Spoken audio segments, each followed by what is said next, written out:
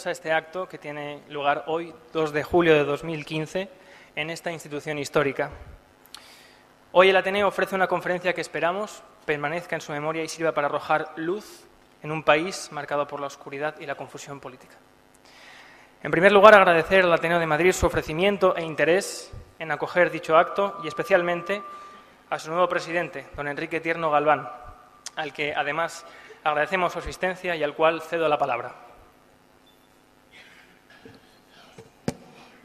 A todos los que habéis venido desde lejos, a los que habéis venido también, sé que del Colegio Mayor Barberán, donde fue censurada esta conferencia el día 20 de mayo. Y sin más preámbulos, cedo la palabra a don Antonio. Muchas gracias.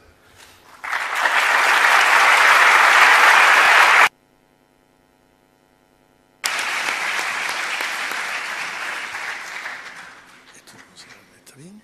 Sí. Amigas, amigos, qué emoción.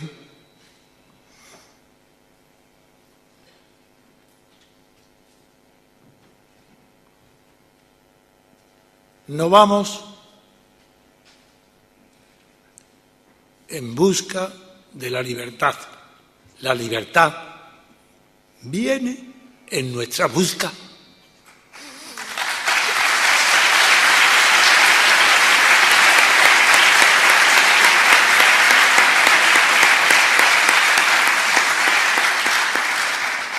Es inevitable la emoción que siento. Creo que no lo disimulo por el dolor que también siento.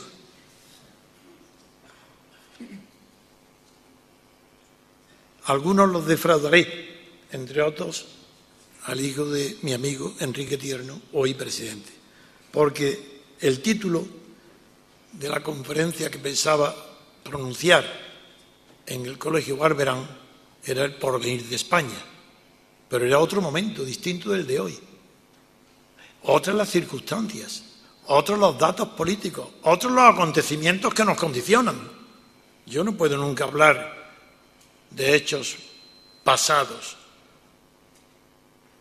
Un discurso, una conferencia, cualquier tema que trate de filosofía política, que es filosofía de la acción, cualquier tema debe ser tratado en concordancia con el auditorio. Este auditorio no es el Colegio Barberán. Este auditorio ha venido aquí a vivir la libertad política conmigo. En el Colegio Mayor era una conferencia de ilustración del porvenir de España. Entiendo por porvenir lo que habéis dicho, que es como ha expresado, pero yo quería hablar del porvenir equivalente a por llegar.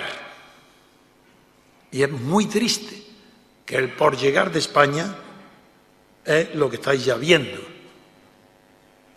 La indignidad absoluta de todas las clases dirigentes españolas. La indignidad. Porque es indigno lo que estamos viendo en el Ayuntamiento de Madrid o de Barcelona, quiénes son sus portavoces. Los que profanan, y soy ateo, pero jamás puedo tolerar yo mismo actos de profanación de la religión de mis padres o de ser profanado. Que la alcaldesa de Madrid diga que eso es libertad de expresión siendo una jueza, eso es una ignominia.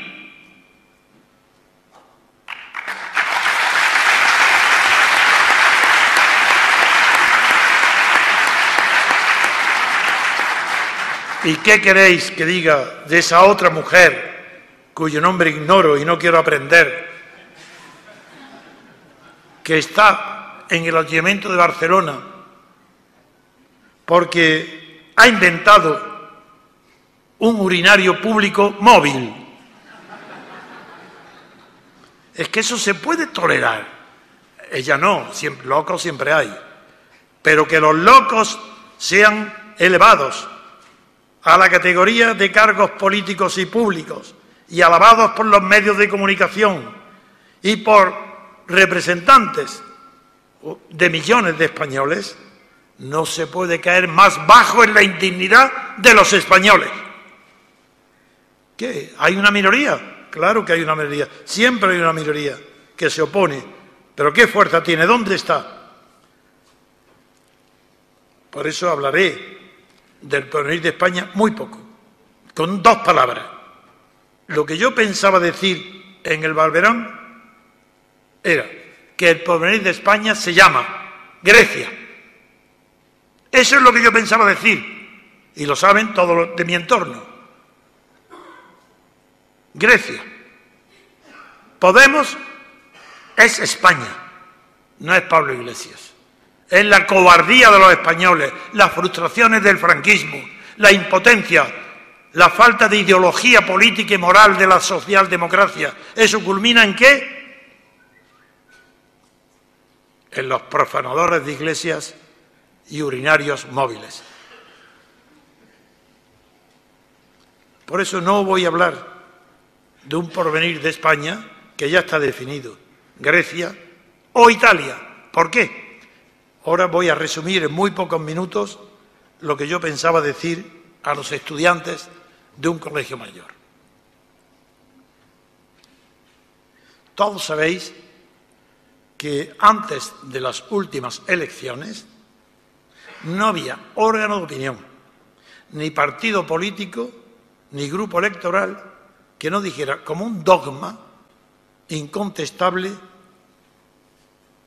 que gobierne el partido más votado. ¿Os acordáis, verdad? Bastó el transcurso de menos de una semana para que, a la vista de los resultados, como el PP había ganado, era el más votado en la mayoría de los distritos, no hay distritos, porque sí, distritos colegiales, eso se le llama elecciones a eso. Pues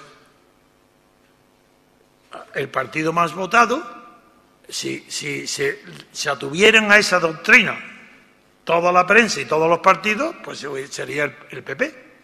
Y entonces, en 24 horas, surge otra doctrina que destroza por completo no solo la teoría de la democracia electoral, sino todas las ideas hegemónicas hasta ese momento en materia electoral. ¿Y qué es lo que sucede? Pues que a partir de ese día surge como discurso hegemónico el que sostiene, lo de menos es Podemos, ni lo de menos es Rivera. Esos son excrescencias hacia arriba de un movimiento telúrico que está expulsando a la suciedad de la clase política española. Ellos salen, pero detrás viene otra cosa. Y lo que viene otra cosa se llama libertad política colectiva. Eso viene detrás, eso no se ve, se verá. Se verá, y pronto. ¿Por qué? Porque vosotros tenéis existencia real y sabéis lo que es la libertad política colectiva. Por eso voy a derivar esta conferencia, este discurso, hacia el concepto de libertad política colectiva que casi nadie, no es casi nadie, es que no lo he visto en ninguna parte. Nadie sabe lo que es la libertad política colectiva. Dirán, ¿cómo que no hay? Yo digo que en España no hay, pero es que no hay en Europa, menos en Francia. Y no completa, pero casi. Pero en toda Europa continental no hay libertad política colectiva. Por supuesto que no la hay en Grecia. ¿Y qué es la libertad política colectiva? El derecho individual al sufragio, eso es una suma de libertades individuales. Eso no es libertad colectiva. Dirán, manifestación, huelga, no. Esos son derechos y el sujeto colectivo no hay más que el individuo. Yo busco un sujeto colectivo que tenga libertad. ¿Dónde está? ¿Está en Estados Unidos? Por supuesto que está, porque estuvo y está. En España no ha estado nunca, ni en la República. ¿Cómo no voy a estar solo? No estoy solo en este acto, pero ¿cómo no voy a estar solo en la historia del pensamiento?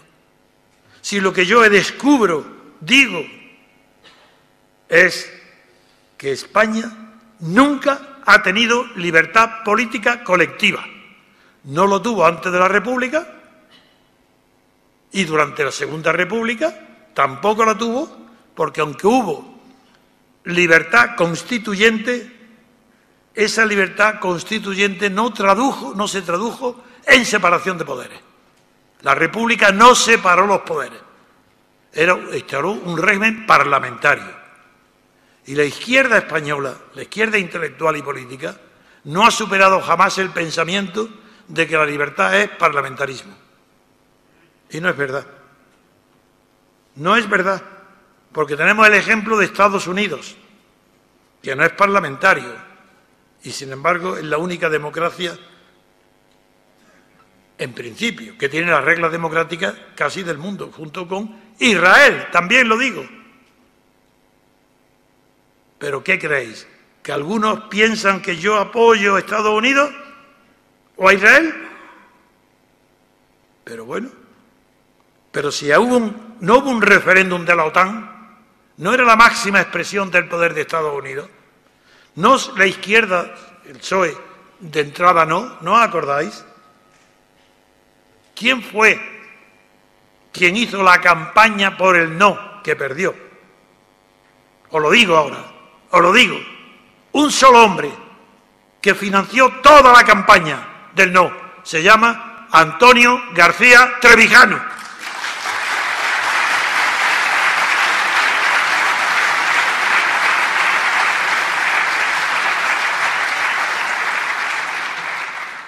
Primer punto. Segundo paso. Libertad política colectiva. Derecho de huelga, no, son derechos individuales. La prueba, que ya sabéis cómo se llama a los traidores a la huelga, de amarillo, son las personas. No hay un sujeto colectivo de la huelga. No existe libertad colectiva de huelga. Existen derechos individuales. ¿Qué diferencia real existe entre las libertades individuales, que las hay, las reconozco, las hay, ¿cómo no lo voy a reconocer? No soy ningún ciego. Muchas de ellas no existían durante Franco. Por tanto, es cierto que hoy hay más libertades individuales que había con Franco. Pero también digo a continuación que con Franco teníamos esperanzas serias y fundadas de utilizar esas libertades individuales para crear, fundar y consolidar la libertad política colectiva. Eso fue traicionado por todos los partidos políticos sin excepción. No hubo uno solo que salvó su dignidad o su honor. Lo que habían defendido durante la clandestinidad lo tiraron por la borda en menos de una semana. ¿Qué es lo que tiraron por la borda? ¿Acaso no estábamos todos de acuerdo, primero, en la estrategia de la ruptura democrática? Porque se abandona la estrategia cuando estaba a punto de triunfar. Pues la ruptura democrática implicaba el reconocimiento, primero, de todos los derechos, la libertad colectiva. La abandonan todos. Y para que la única persona que quedaba defendiendo la ruptura democrática pacífica del régimen de Franco, primero me meten en la cárcel. Quien me mete en la cárcel es Fraga, sin ningún juez, sin ningún proceso. No. Yo he sido procesado y me pidieron 30 años de prisión militar porque yo me entregué mi vida, mi honor, mi fama a la independencia de Guinea Ecuatorial. Por esa razón me pedían 30 años de prisión militar. No. Fraga me mete en la cárcel porque le da la gana y no hay juez ninguno que ni siquiera que me interrogue. Paso directamente de mi despacho a la cárcel. Y en la cárcel estoy hasta el mismo minuto en que Fraga está de ministro. Salgo a la vez que él de ministro. ¿Qué creéis que hace la oposición? Sí, generalmente, claro, había solidaridad. ¿Sabéis lo que hace? Bien. España estaba en ese momento en negociaciones de ampliación del plazo del mercado común, que todavía no era la comunidad. Bien. Y yo tenía amistad política estrecha con varios comisarios de Bruselas, porque la lucha contra Franco había creado lazos muy fuertes con personalidades políticas europeas. Mis amigos, al menos mis conocidos, los que querían apoyarme, quisieron romper las negociaciones con España mientras yo estuviera en la cárcel. ¿Sabéis lo que pasó? ¿Sabéis por qué seguí en la cárcel? Porque, palabras literales, Claude Cheysson, el que fue luego ministro de Asuntos Exteriores de Mitterrand. Pues Claude Cheysson me dijo que Felipe González habló con Willy Brandt y con el Messerschmitt para decirle que había estado conmigo en la cárcel y hablando conmigo, que yo estaba en la cárcel, y le había pedido que no hicieran nada para mí, que yo le había dicho que era una buena causa, que favorecía a la oposición que yo estuviera en la cárcel. Me mantiene en la cárcel Felipe González. Eso tenéis que saberlo. Claro que ya sé que muchos lo sabéis. Eso no lo va a decir la prensa a nadie, ni de entonces ni de ahora.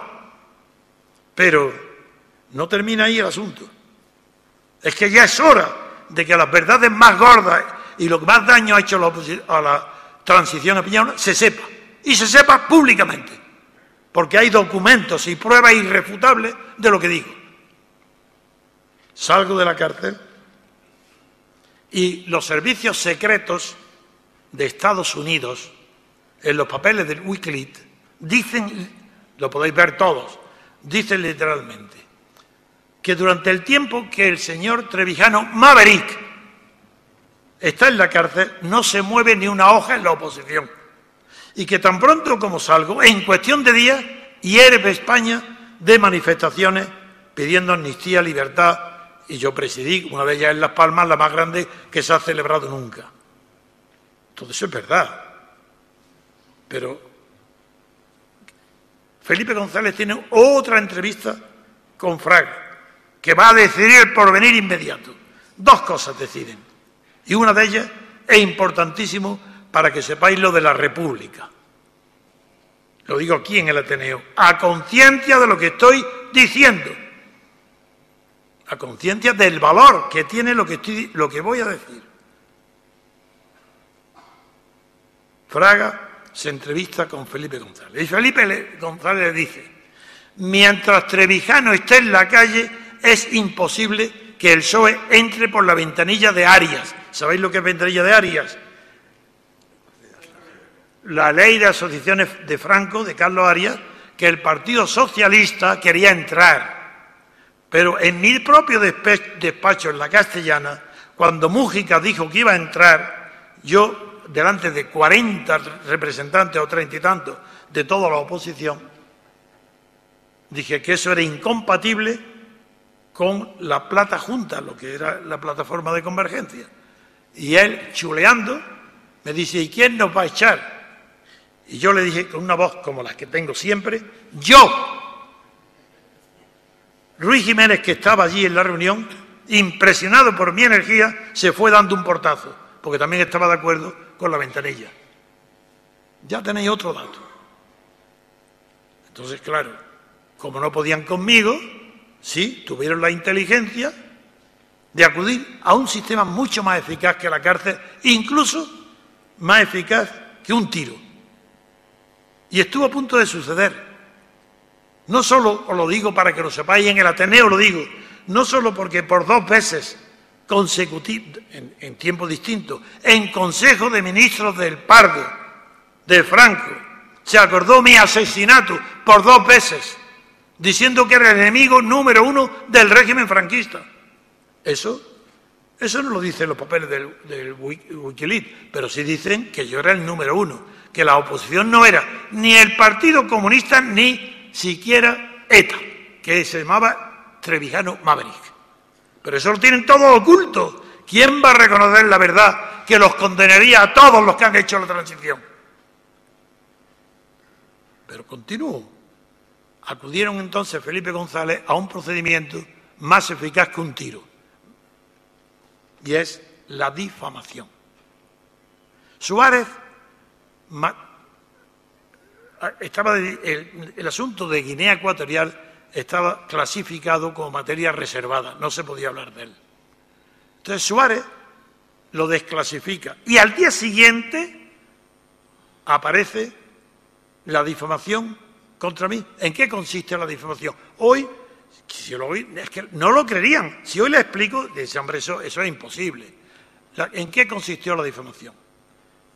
Que Mújica entregó a toda la prensa dos folios de papel blanco sin firmar por nadie, anónimo, en el que decía, uno, que yo era propietario, bueno, yo no había estado en Guinea jamás, ni conocía a ningún colono, yo hice arriesgándome la vida y la cárcel, como la prueba es que fui. ¿Por qué no me pasó nada después de que me pedían 30 años de prisión militar? Porque el juez de orden público, Mariscal de Gante, recibió la orden directamente, no sé quién la dio, pero de Franco, de archivar el asunto. ¿Y por qué archiva Franco el asunto? Porque el secretario general de la OUA, Diallo Telly, un senegalés diplomático bastante culto, le comunicaron que estaba yo procesado por haber ayudado a la independencia de Guinea. Y reunió al Consejo de la OUA y le puso un telegrama a Franco dándole 48 horas de plazo para que o archiva el asunto o rompía relaciones diplomáticas toda África con España. Y en efecto, ¿dónde está? ¿Por qué no se publica? ¿Por qué no se habla de esto? Bueno, pues ahí acudió Enrique Mújica en la calle del Limón, en la sede del Partido Carlista. Se había convocado una reunión de toda España de los representantes de todos los partidos que estaban en la Platajunta. Yo lo presidía, porque otra cosa que se olvida es que yo fundo la Platajunta de la Unión y presido. ¿Qué coordino? Como que no se hacía nada, todo estaba redactado por mí. Era yo el que había hecho. Algún día hablaré por cómo pudo una sola persona llegar a tener esa eficacia. Algún día lo explicaré, porque fue todo cuestión de conocer la historia del fracaso. ¿Por qué fracasan bajo todas las dictaduras? Ejemplo ahora Venezuela. ¿Por qué fracasan todos los intentos de unión de la oposición? ¿Por qué fracasó Gil Robles con Múnich? ¿Por qué fracasan todos, sin excepción, no en España, en todos los pueblos? Os lo diré. Primero, porque la ambición personal y de partido es superior al odio, o la antipatía, o al deseo de acabar con las dictaduras. No hay confianza entre ellos. No se unen porque los celos de poder y de vanidad son superiores al deseo de unidad. ¿Y qué hice yo? Yo lo estudié durante años y años, no solo en España, en el mundo entero. Yo bajo Franco estaba obsesionado, pero ¿por qué no se unen? ¿Por qué? Y desde joven lo estudié y encontré un procedimiento. Ahora lo digo, si entre vosotros os causará risa. Pues yo conseguí la unidad de la oposición con un método muy sencillo. Redacté 14 puntos de un programa de 14 puntos, de acción, claro, de derecho y de acción. Y se lo enseño uno a uno de los representantes, cada uno de cada partido. Le digo, ¿tú estarías de acuerdo en esto? Dice, por supuesto. ¿Estarías dispuesto a afirmar esto? Dice, hombre, con otro no. ¿Estarías dispuesto a afirmar si alguien, extranjero o alguien no? Por supuesto. Y así fue. Ah, bueno, pues si estás dispuesto y lo aceptas, comunícalo a tu partido. Y le ponía yo una letra A, B, C, y jamás por teléfono nadie se supo, hasta que todos estarían de acuerdo. Yo uní a la oposición española sin que ellos lo supieran, ni se enteraran de que estaba yo uniéndolos y que terminaron unidos. Ellos no lo sabían. Hasta que ya se hizo la declaración cuando don Juan de Borbón, que era el que tenía que dar el primer paso, haciendo una declaración en Le Monde, con los 14 puntos que todos habían aprobado, entonces cada uno tenía que producir una cascada de adhesiones contra Franco y a favor de la restauración en un referéndum que tendría que pronunciarse por la monarquía o por la república. Eso era obligatorio, y en la declaración de don Juan Alemón estaba ese principio. ahí se vio claramente que la unidad era posible. Como cuando don Juan, por las presiones de su familia, de su mujer, de sus hijas y del propio y su hijo, se retira de la acción y deja empantanado la promesa que hizo de hacer las declaraciones de los 14 puntos Alemán contra su hijo Juan Carlos, porque tenéis que saber que ni un solo minuto, ni un solo segundo, el conde de Barcelona autorizó que Juan Carlos aceptara la monarquía que Franco le daba. Ni un solo minuto. Es más, todos sabéis que yo fui quien redactó el borrador de la carta de don conde de Barcelona a Franco y a su hijo, solos. Me llamó sin que nadie lo supiera. Y yo redacté esas dos, figurados si sé la verdad sobre todas las mentiras que son hoy oficialmente el secreto de la transición falsa. Pero yo voy a continuar para que vaya hasta qué punto se acuerda mi difamación. Y se acuerda en esa reunión de la calle del Limón.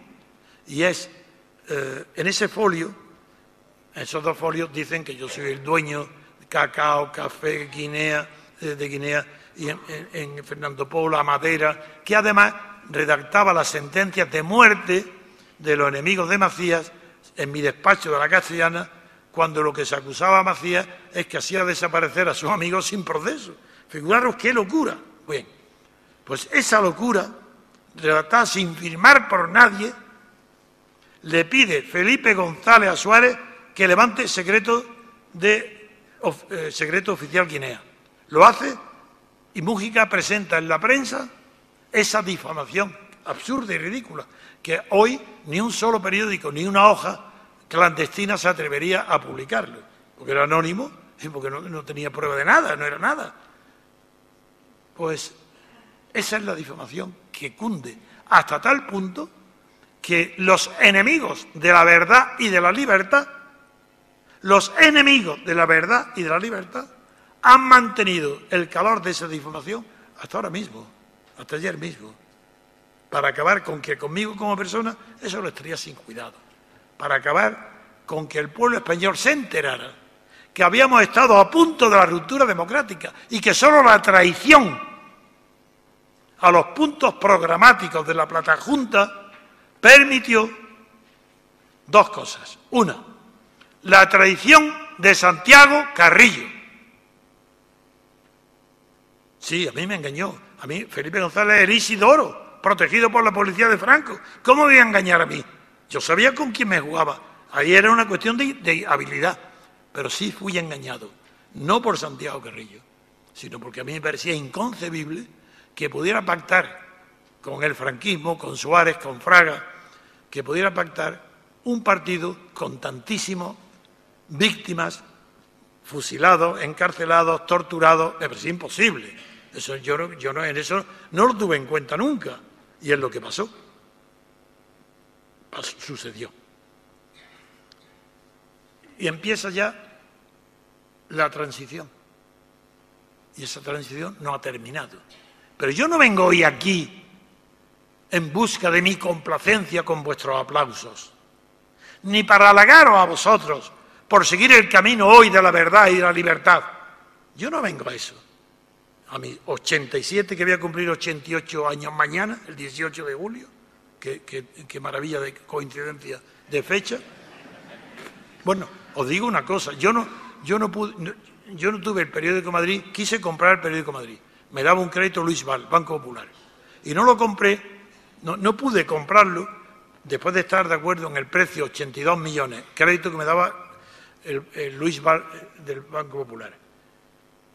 Porque los falangistas que tenían que dar el permiso, Jiménez Milla, Salvador, no me acuerdo el apellido, esos grupos de falangistas hicieron una comida en Lardi para examinarme.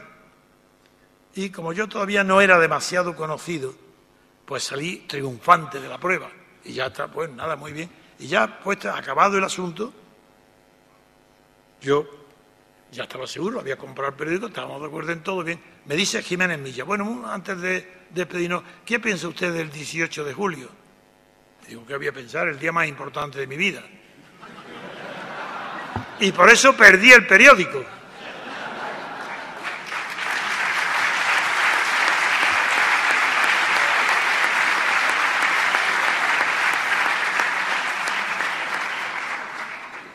Continúo porque estoy dando informaciones donde sabéis todos que mi vida está en juego si falta un átomo a la verdad. Sigo, ya después de eso ya todo es conocido. La difamación permite, ¿qué permite? La traición de los partidos. Pero la traición de los partidos no implica, de todos, no implica solamente traición política, porque tenían tal prestigio, mejor dicho, era tal el deseo de acabar con la vida de la franquista, el deseo de intensidad, y tal el miedo de los franquistas, que se produjo en España algo único. No, tiene antecedentes, pero en la Revolución Francesa, en el Directorio. La muerte de Robespierre es muy parecida a lo que pasa a la muerte de Franco. Es que el miedo de los franquistas a la revancha de los vencidos solamente fue superado por la ambición de los vencidos de ocupar el lugar de los vencedores, sin cambiar nada. Esa es la transición.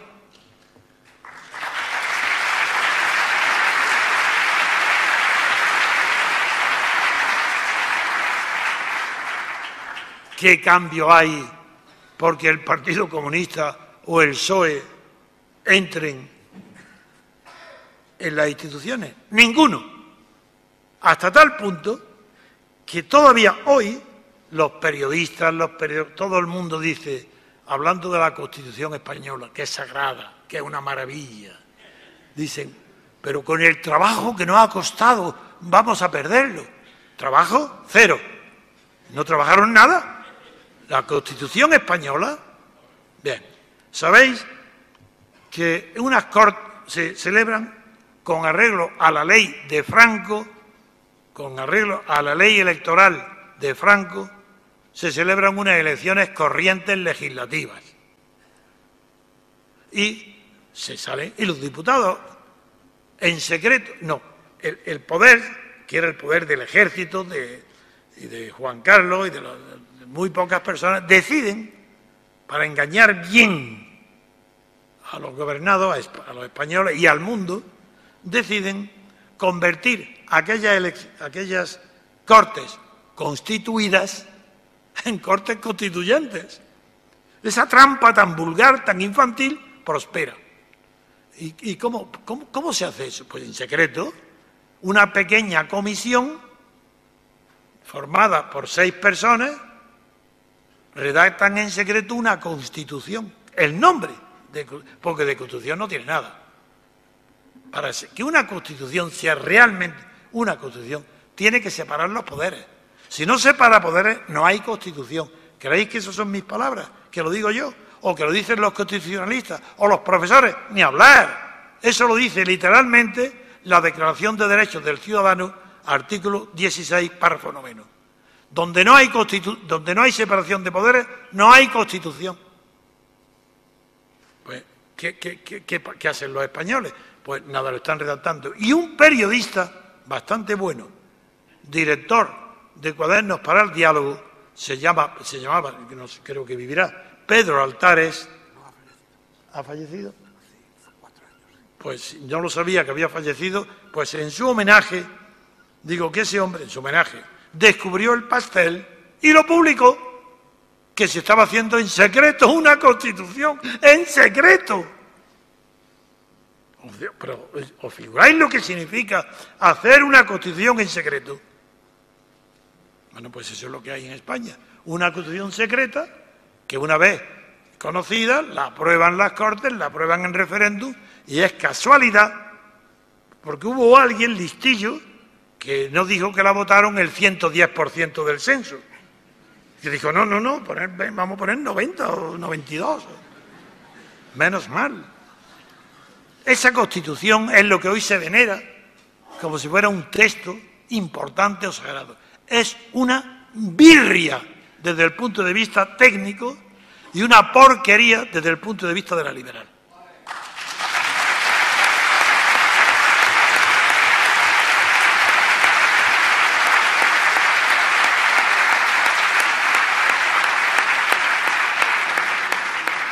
no creáis que eso lo digo yo, o por despecho de que no estuve ahí en el ajo, o porque soy un puritano, que soy un especialista en derecho constitucional. No, no, no.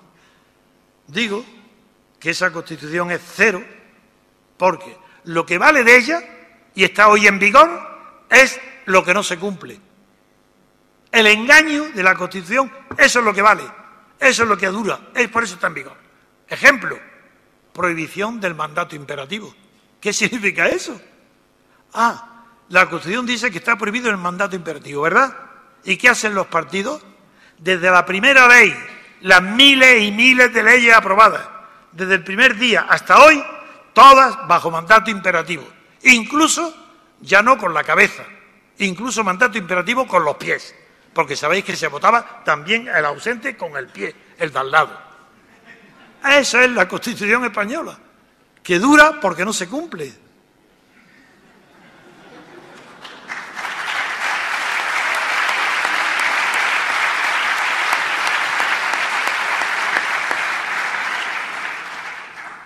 Sigamos este recorrido de historia. Hasta ahora yo no estoy hablando como filósofo político, sino como historiador. Estoy diciendo literalmente lo que pasó en la historia de España reciente. Todavía no he dicho nada que pueda ser demostrado como falso, porque todo hay la prueba de que es así. Pero ahí sigo, porque voy en busca, no yo, vosotros también vais en busca de cómo se conquista pacíficamente la libertad colectiva. Y para ello tenemos que saber dónde estamos, de dónde partimos. No ahora, hace 10 años, hace 20, yo he tenido que seguir a cada momento adaptando las tácticas a una estrategia única que para mí no había otra que conquista de la libertad colectiva. No hay otra. ¿Y qué pasa con esa libertad colectiva? ¿Por qué es tan maravillosa? Pues porque no es ideológica. ¿Qué es secreto? Pues que todo es ideológico, salvo la libertad colectiva. ¿Por qué no es ideológica?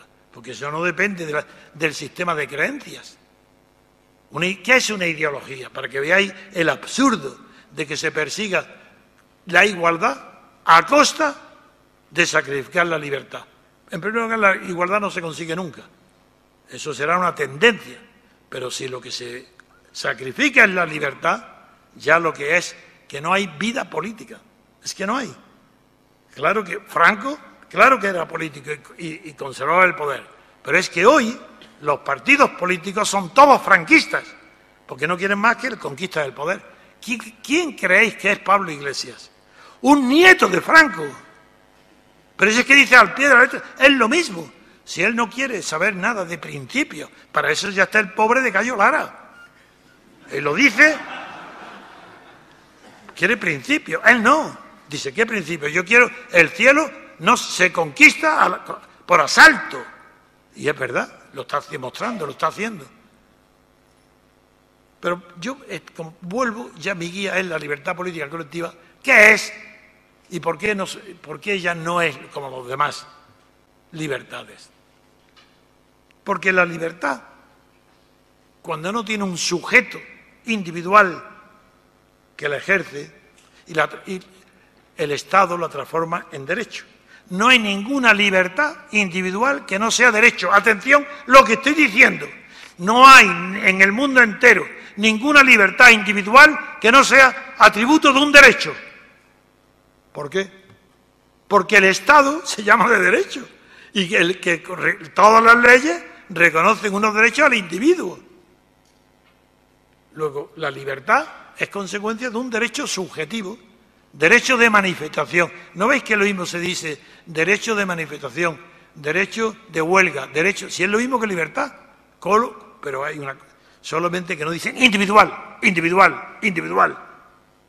Porque si es colectivo, amigo, eso ya empieza a rozar el escrache y ya empieza a estar el delito. Eso cuidado. Colectivo no, individual todo, atomizado. Pero es que el individuo no tiene poder ninguno. ¿De qué le quiere una libertad individual? ¿Acaso el individuo representa algo en la historia política del poder? Cero. Y cuando quiere representarlo, como en la Revolución Francesa, se producen situaciones tan ridículas como la siguiente. El pueblo de París está cercado por el ejército real de Luis XVI, alemanes y suizos, que van a ahogar la rebelión que hay en París en los primeros días, antes del 14 de julio, antes. Y el Ayuntamiento de París, preocupado, porque vienen, el pánico que le tienen, que viene el ejército, quieren defenderse. Y la delegación de la Comuna de París, del Ayuntamiento, manda a Versalles, donde están reunidos los estados generales, para pedir al tercer estado, después de que ha proclamado el traidor de Mirabeau y todos los demás canallas que inician la Revolución Francesa. Sí, esos son canallas, porque yo la conozco de verdad. Pues esos le dicen, esos que dijeron, de aquí no nos sacarán nada más que las bayonetas. Mentira. Si por la noche se veía con María Antonieta en una puerta en Alcalá, si estaba vendido por una cantidad muy grande, y ese decía, de aquí no nos sacarán por las bayonetas. Ese era Mirabeau. Pero es que los demás estaban, no todos. Hubo gente honrada y se retiraron. Pero lo que nos interesa saber es que el pueblo de París, asustado porque viene el ejército extranjero a cortarles las alas y a acabar con una posibilidad de rebelión del pueblo de París, manda una delegación a Versalles para que pedirle al tercer estado constituido en la Asamblea, pedirle que le dé armas. ¿Y sabéis lo que contesta el presidente entonces de la Asamblea? Es asombroso lo que voy a contar, ¿eh? Quien no lo sabe es impresionante. Dice que no, que cómo va a dar armas. Que ellos, la Asamblea, la Revolución Francesa, no se ocupan de las cuestiones del Ejecutivo, que ellos están ahí para el Legislativo. Nada, fuera, armas nada. ¿Qué os parece? La Revolución Francesa, en plena marcha, el ejército copando a París, van a pedir armas a defenderse. Y un hombre que era prudente y un jurista bastante bueno de Grenoble, que era el presidente, pues le dice que no, que ellos se ocupan del poder legislativo, porque sabían lo que era la separación de poderes y sabían que el Ejecutivo no era problema de ellos, eso era el rey tenía el Ejecutivo. Y entonces, si el rey es el enemigo del pueblo y manda la armada, nada, eso corresponde al Ejecutivo. Nosotros no podemos hacer nada. Esas son las grandes mentiras transmitidas a las generaciones actuales de la herencia de la Revolución Francesa. Pero vuelvo al tema de la libertad colectiva. ¿Qué es? Si las libertades individuales son todas derechos subjetivos, por eso se llama Estado de Derecho. Si Estado de Derecho es una creación de un jurista alemán bueno, pero no genial, von Boll, en el año 1880 y tantos, 90, finales del siglo XIX, para distinguir el Estado de Derecho del Estado policíaco. ¿Es verdad? O ponemos un policía al lado de cada bandido o cada delincuente o cada persona desordenada, o creamos leyes que se apliquen, y eso le llama Estado de Derecho. Pero no hay Estado en el mundo, jamás, desde que se tiene historia del Estado, que no sea de derecho. Hitler era un Estado de Derecho, y Mussolini, y Franco, y Stalin, y Gengis Khan, aunque era nómada, eso no lo he estudiado. Pero si lo estudio, seguro que encuentro leyes aplicables. Gengis Khan era un Estado de Derecho. Y estos presumen y lo dicen, Estado de Derecho. ¿Pero de qué va a ser? Pero si es la ley, si es la ley, ¿cómo no va a ser Estado de Derecho? Mucho más prudentes y más sabios y más cultos, cuando los americanos del norte hacen su constitución, una señora para a Adams en la calle, a John Adams, y le dice, ¿pero qué están ustedes haciendo? ¿Qué es lo que están? Dice, señora, una república de las leyes, eso sí tiene sentido. Entonces ni sabían que estaban creando la democracia, no lo sabían, era una república de las leyes. Pues hoy que vuelvo a lo mismo, vengo a la libertad colectiva. Yo no me aparto nunca de un tema cuando lo cojo, ya no lo suelto. Pues la libertad colectiva, ¿qué tiene la libertad colectiva? Que no tiene ninguna libertad individual, ningún derecho individual, es otra cosa. ¿Qué es? la libertad colectiva tiene que ser la libertad de todo el pueblo. ¿Y es que eso es posible? ¿Es posible que no haya divisiones en el pueblo, en partidos o en facciones, para que sea una utopía o imposible? No puede haber un derecho del pueblo a la libertad colectiva. ¿Qué es eso? Ah, si especifico. No. Pues mirad lo que pasó. En una guerra, figurar, una guerra de liberación, bien sea de Estados Unidos o cualquier otro pueblo, ahí hay una libertad colectiva de defenderse de la invasión. Esa libertad es colectiva. Porque ahí se defienden se les va la vida. Defienden a ellos, a sus mujeres, a sus hijos, a su historia, a su futuro.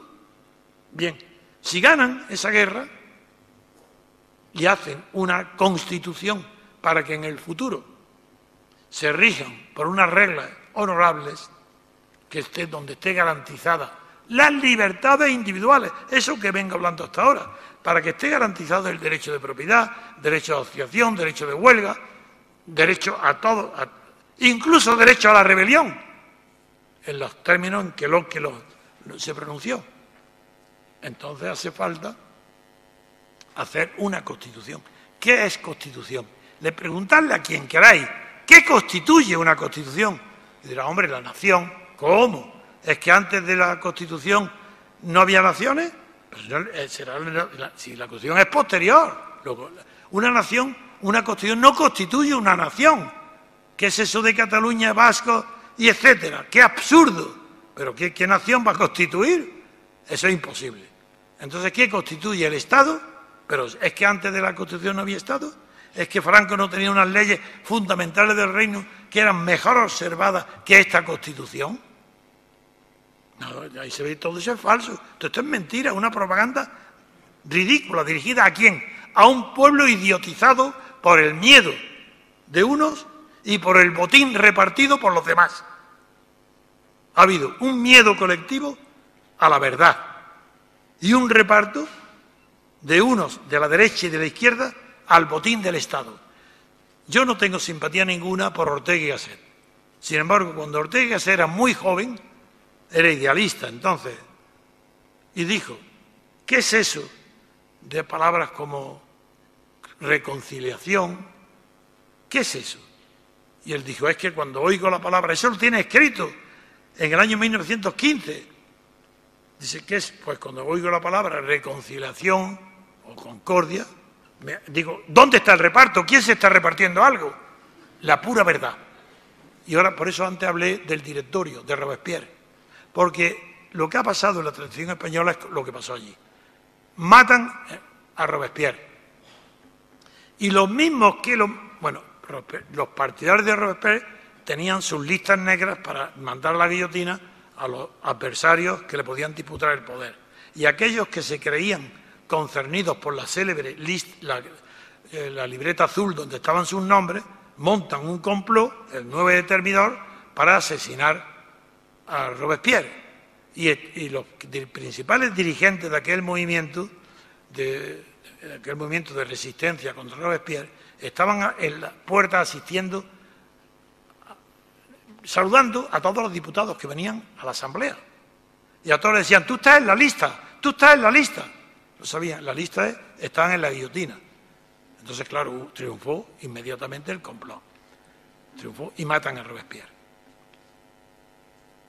Inmediatamente, al día siguiente, y en el plazo de una semana, se abren en París más de 500 restaurantes de lujo, salas de baile y de fiesta. ¿Sabéis para qué?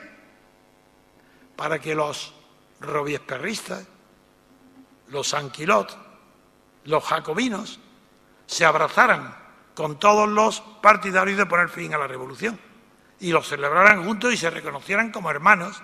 ¿Qué pasó aquí con Santiago Carrillo, que es el mejor ejemplo? Que hubo un diputado, Manuel Jiménez de Parga, de Granada, que yo fui profesor de él, fue presidente del Tribunal Constitucional, que en las Cortes se atrevió a atacar a Santiago Carrillo por su pasado, no, sin hablar de Paracuello, el pasado comunista. Y Fraga le interrumpe violentamente. a Jiménez de Parga, defendiendo a Carrillo. Esa, la unión Carrillo-Fraga, es la que representa a la España actual. Es Fraga, unido con Carrillo, el que representa la transición española. La mentira absoluta, moral, política, intelectual de la transición española. ¿Cómo va a producir ni un buen escritor de verdad? Sí, le dan premio Nobel a quien, a Cela, pero si era el delator de la censura de Mallorca. ¿Pero qué es esto? Aquí nadie dice la verdad. Si delataba a los escritores, a Franco, desde Mallorca, ofreciéndose cargo para poder hacer a Franco esos favores. Pero ¿quién ha habido en España que tenga la decencia de levantar la cabeza desde la muerte de Franco aquí? La entrega a la traición. He contado muchas veces que, deducido En busca del tiempo perdido, deducido de ese libro, no es que yo lo admire mucho ese libro, porque para mí es un chisme, es un chismoso de alta sociedad, y muy bien escrito, muy bien, sí tiene muchas cualidades, pero para mí no está entre los grandes de la literatura. Pero el autor, confiesa que él quería mucho a su abuela, y él mismo estaba extrañado que cuando muere su abuela él no lo sentía tanto como creía que lo iba a sentir. Y hace unas reflexiones que a mí de ahí saco la conclusión, que no es de él, que es mía, la siguiente. La traición en tiempos normales es un vicio, y muy feo, es la deslealtad. Pero en tiempos de traición, si se convierte en regla general, es una virtud para mediar, para prosperar en la sociedad. España es una sociedad de traidores. La inaugura Juan Carlos, traidor número 1 a su padre. Segundo, la continúa Suárez, un ignorante total, culpable de lo que está sucediendo en España con el café para todos. Ese ignorante, irresponsable, vanidoso, sin mérito ninguno para ser ni alcalde de un pueblecito, por la coba y la amistad con Torcuato, el Opus, la Falange y Juan Carlos, es culpable de las autonomías que han conducido a la situación actual de Cataluña y el País Vasco. El café para todos. Y Suárez, que cree que hoy se la lava, se olvida, uno, que fue echado de mala manera del gobierno por Juan Carlos y los capitanes generales. Dos, que le dieron la orden de que dimitiera en el acto. Y el pobre tonto de Suárez reconoce en la televisión que dimite para que su gobierno no sea un paréntesis entre dos dictaduras. Y las Cortes españolas, la prensa española, los cobardes que mantienen el poder en España, no hay uno solo que le diga a Suárez, el mismo día del 23 de febrero, cuando se estaba votando el nombramiento, o antes de nombrar a Calvo Sotelo. No hay uno que le diga, señor Suárez, usted ha comparecido en la televisión para decir que dimite porque una dictadura le ha obligado a que dimita. Unos generales, un militar o el rey, quien sea, dígalo. Nadie se lo pregunta y él tampoco lo dice. ¿Os dais cuenta qué representación de España puede haber? ¿Qué diputado puede presumir de que ha tenido dignidad? Dignidad. Cuando ha tolerado que un traidor como Suárez engañe al pueblo, no diga la verdad y se dé un golpe de Estado que fracasa por la baladronada de Tejero. ¿Y qué pasa entonces con Tejero? ¿Qué pasa con el golpe de Estado? Pues que hay un señor en España que está escribiendo en El Mundo y un año o dos después dice en El Mundo, en una columna, que el responsable del 23 de febrero, directo, porque es quien alrededor del cual se ha ordenado y ha ordenado que sí que se haga, ese señor se llama Antonio García Trevijano. Y cuando coincido en una entrega de premios a juristas en la compañía de seguros Pelayo, me tocan en la espalda y está Sabino Fernández Campos. Yo no lo conocía, ni él a mí tampoco, pero que de vista sí. Me dice, tú eres trevijano. Sí, pues le invito a comer porque usted, por la valentía que ha tenido, porque usted no sabe la verdad 100% de lo que ha denunciado. Y yo se la quiero contar. Entonces Sabino me invita a comer en el restaurante de Colón, ahí por la Salesa, donde él vivía al lado, y me cuenta la verdad. Y tan verdad me cuenta que dice, mira, quien quiera saber qué es Juan Carlos el Rey, el responsable único de este asunto, que mire las visitas del día a partir de 11 y 13, donde llega armada, destinado tal, sin permiso ninguno, y tal, tal. Y que mire tal, y que luego yo mismo me dice que él fue el que ordenó a un capitán que fuera a las 2 de la mañana para retirar todos los residuos que quedaban y resguardos de la conversación que Juan Carlos había tenido con Milán del Bosch en Valencia y que era del siguiente, y que yo la oí en televisión. Yo estaba viviendo entonces en la Plaza de Cristo Rey. Eran las 1 o las 2 de la mañana. Y estaba, claro, pendiente de la televisión porque las cortes estaban ocupadas por la Guardia Civil de Tejero. Estaba esperando a ver los acontecimientos. Aparece Juan Carlos, el Rey, y dice, literalmente así, que ha retirado el apoyo, no dice esa palabra, le dice a Milán del Bosch que retire los tanques de la calle de Valencia, donde están desplegados. Dice, porque después de nuestra última conversación por teléfono, yo ya no puedo dar marcha atrás. Punto. Eso bastó para que yo dijera, pegué un salto y le dije a mi mujer, pero si está confesando que el autor es él. Ya lo está diciendo, es él. Y ese fue el artículo que yo no tenía más datos que ese. Y cuando escribí en Le Mundo el artículo, cité al pie de la letra lo que dijo, y luego Sabino Fernández Campos me dice, la pura verdad fue esa. ¿Y qué pasa? Pues que Santiago Guerrillo pide el Premio Nobel de la Paz para el Rey.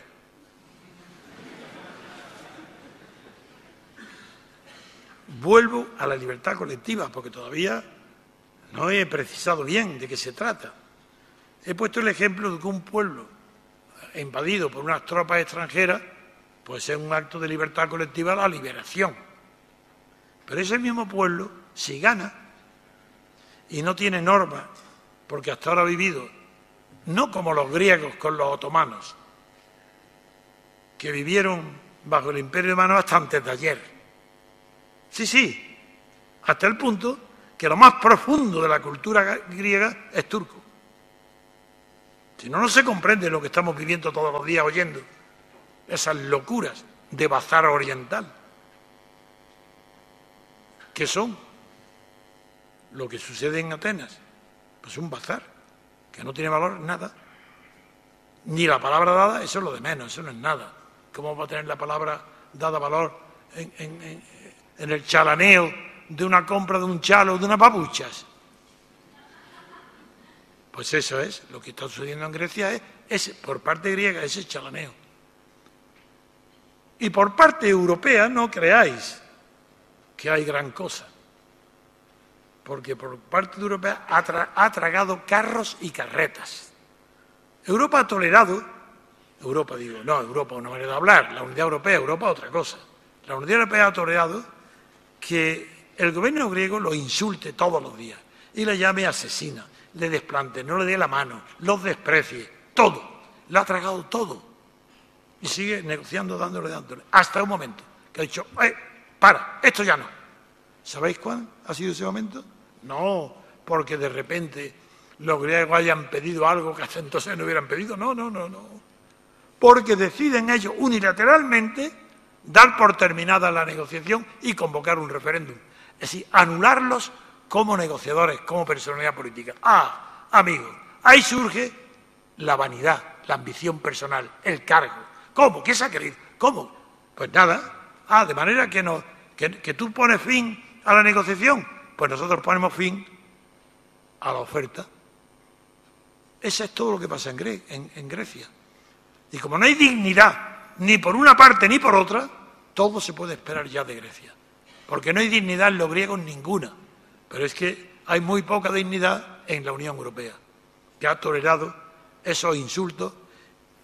Además, ha publicado ahora un artículo, El País, de Stiglitz, el Premio Nobel de Economía, donde prácticamente dice que está a favor de los griegos, claro, y que Europa lo está tratando sin compasión.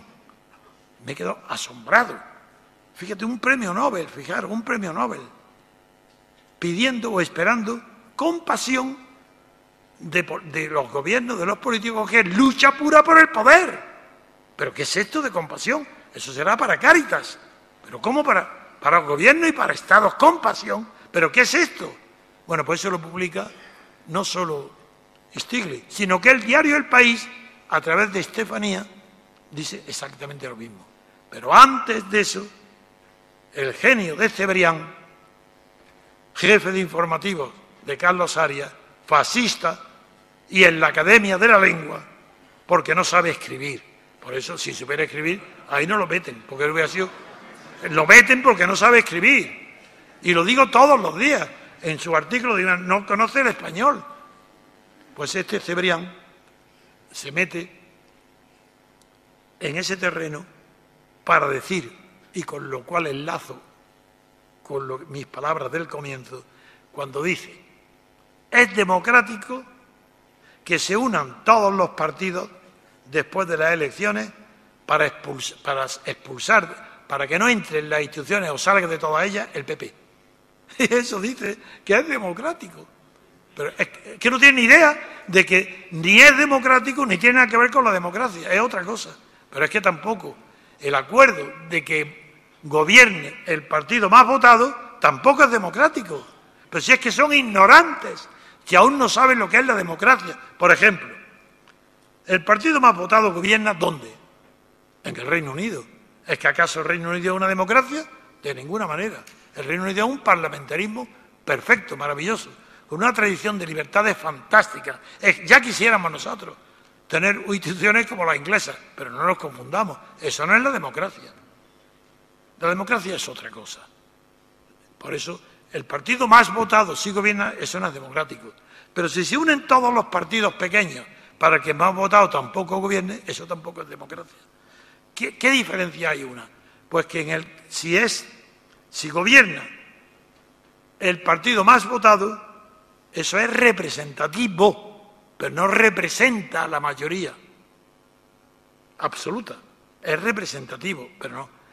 Y para que haya democracia, tiene que haber forzosamente, escuchar bien lo que digo, en el Ateneo, y desafío a quien sea capaz, intelectual, español, europeo o mundial, de contradecirme. Para que haya democracia, tiene que haber mayoría absoluta. Si no hay mayoría absoluta, ya no hay democracia. Y la razón es muy sencilla. Veamos. ¿Por qué vosotros, yo, la gente corriente, en cualquier tipo de asunto, estamos dispuestos que en lugar de pelearnos a tiros o a puñetazos o a insultos, estamos de acuerdo en decir, bueno, que se decida por votación? Y supongamos que hay un colectivo de 100 personas o de 50 o 65 que deciden algo por votación. Todos están de acuerdo en que si hay mayoría absoluta, el que vota en contra está representado, porque ha aceptado la regla de juego. Yo acepto la mayoría absoluta y estoy representado, aunque yo esté en contra. Pero ¿quién acepta de 100 personas que gobierne o que decida un 30%? ¿Dónde está escrito eso? ¿En qué corazón? Porque tampoco está escrito la otra regla, de que aceptamos resolver las cuestiones en lugar de a tiro por votación. Pero hay una regla cordial que está en el corazón, es decir, que aceptamos las decisiones por mayoría absoluta. Pero si es por mayoría relativa, ¿dónde está escrito eso? ¿Qué sentido? Eso no existe en ninguna parte de la historia política mundial, ni del descubrimiento de la democracia, ni hasta las más perversas dictaduras ni tiranías. Eso no es verdad. Ay, ¿qué pasa? Eso es otra cosa. Que sin mayoría absoluta gobierne el partido más votado, está de acuerdo con la lógica, no con la justicia. Hombre, si uno tiene que gobernar, que gobierne el más votado. Pero eso no es justo ni es democrático. Pero parece más razonable, tiene más sentido común, que gobierne el menos votado una coalición de menos votados. Que todos unidos tengan más. Si no llegan a la mayoría absoluta, ¿qué es lo que ha pasado ahora en Podemos? ¿Qué sucede? Que como no hay democracia y no puede haber, y no hay mayorías absolutas, ¿qué sucede? Que se unen todos, los pequeños o los emergentes, Podemos, Ciudadanos, con Izquierda Unida o con los demás de izquierda, para imponer un alcalde,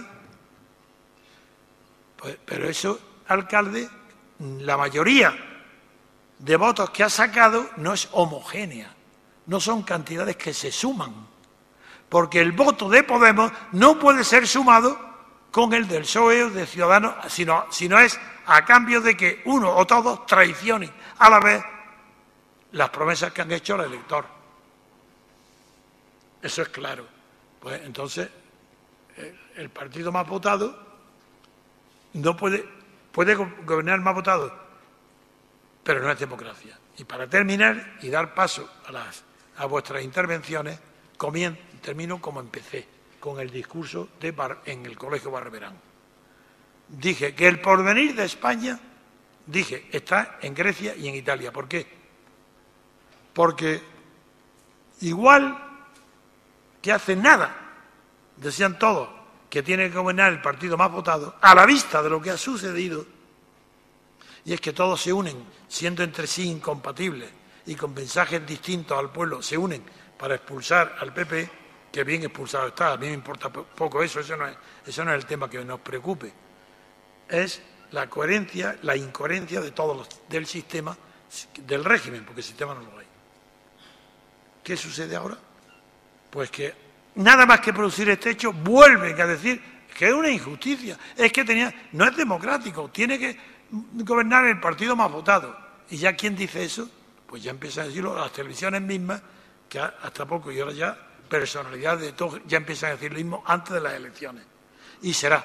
Entonces el camino, el porvenir, lo por llegar a España es, como ha dicho Mario Conde, ayer en televisión, ha dicho, pero que lo pongan por una ley, se acabó de historia, que una ley diga que el partido más votado gobierna, y eso no tiene más que dos fórmulas, la griega y la italiana. Griega, regalo de 50 escaños al partido más votado, para que adquiera con eso la mayoría absoluta o se acerque mucho a ella.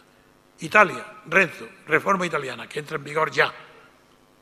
No, el Estado italiano, no el gobierno, el Estado italiano regala al partido más votado, que no tenga mayoría absoluta, todos los escaños que necesite para que gobierne con mayoría absoluta. La dictadura es un juego, niños. Es un juego. Esto es dictadura, ya no es oligarquía. Es que entonces, ¿qué pasa? Que quien consiga esto tiene mayoría absoluta. Figuraros lo que es. Leyes hechas, dictadas por un partido que teniendo, por ejemplo, el 30%, recibe el regalo de 55, de un 25 más para que gobierne y haga leyes a todos los efectos, con mayoría absoluta, con el 55% de los votos.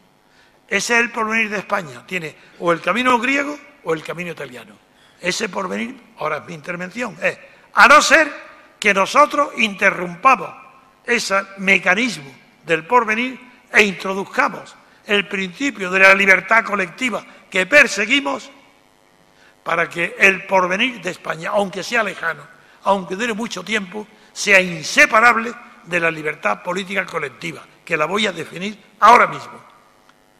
Libertad política colectiva se llama libertad constituyente. Punto. Se acabó. ¿Ha habido libertad constituyente en España? No la hay. No basta, porque la libertad constituyente tiene que ser de tal manera que separe los poderes. Porque si es una libertad constituyente que no separa los poderes, amigo, eso es otra cosa. Napoleón III, eso es bonapartismo. Napoleón III, la República Segunda francesa, la de Bonaparte era la República, la de Napoleón, no, Bonaparte no, la de su sobrino Luis, la de la emperatriz Eugenia, dio un golpe de Estado mediante su cuñado Morny, con una pistolita, retuvo en su casa al ministro del Interior mientras proclamaba el imperio. Bueno, pues eso, ahí no hay separación de poderes, había una constitución. La Constitución requiere dos cosas. Uno, que sea colectiva. El sujeto de la Constitución tiene que ser colectivo. Y dos, tiene que haber separación de poderes. Con eso termino diciendo, para mí es un orgullo y un honor tan grande como no podéis ni imaginaros que haya vivido yo 88 años ya para ver con mis ojos y con mis oídos y para leer vuestros comentarios y vuestra emoción de seguir mi camino en busca de la libertad política colectiva, no para vuestro mérito, no para vuestro triunfo, sino pensando nada más que en el bien general de España, de los españoles, y eso no tiene antecedentes en la historia. No conozco ningún movimiento, que somos muchos miles, no creáis que hay aquí, yo sé bien lo que somos, hay muchos miles. Ese fuego para mí ya es inextinguible. No os preocupéis por mi edad, da igual, si es que da lo mismo, ¿no? Si que vivir o no vivir es indiferente, cuando no es indiferente, cuando lo que se busca es nada menos que la dignidad de la vida. ¿De qué vale seguir en una vida indigna? No, para mí no vale. Para mí lo que vale es la dignidad de la lucha por la libertad. Y es vosotros, confío totalmente, porque he vivido con vosotros, os conozco, sobre todo a los más jóvenes. Sé que esos no van a vacilar. Habéis emprendido el camino de la libertad política y le vais a dar una lección al mundo, a toda Europa, porque eso lo dije yo en Estrasburgo. Y con eso termino mis palabras para dar paso a las preguntas. En Estrasburgo, yo presento la Junta Democrática. Y en mi discurso de presentación digo el siguiente razonamiento. Gracias, diputados europeos, por apoyarnos moralmente y en este Parlamento de Estrasburgo, porque es un apoyo moral muy grande a la Junta Democrática, porque entonces todavía no existía la Junta, era a la Junta. Y vengo a prometeros que en el momento oportuno vendremos a Europa para formar parte de Europa, pero no vendremos a pediros ni favores económicos ni nada que penséis vosotros. España, no, la Junta Democrática está luchando por la libertad política en España. Y si lo conseguimos, vendremos aquí a Estrasburgo para ofrecer a Europa la libertad política que no tiene Europa. A ellos, allí, en ese momento, figuraros la sensación que causa. No, porque vosotros no tenéis libertad vuestra. La han conquistado los americanos, Estados Unidos. Y como no es vuestra libertad, no sabéis lo que es. Nosotros, que nos cuesta tantísimo conquistarla, la vamos a traer para que Europa tenga una libertad europea procedente de España.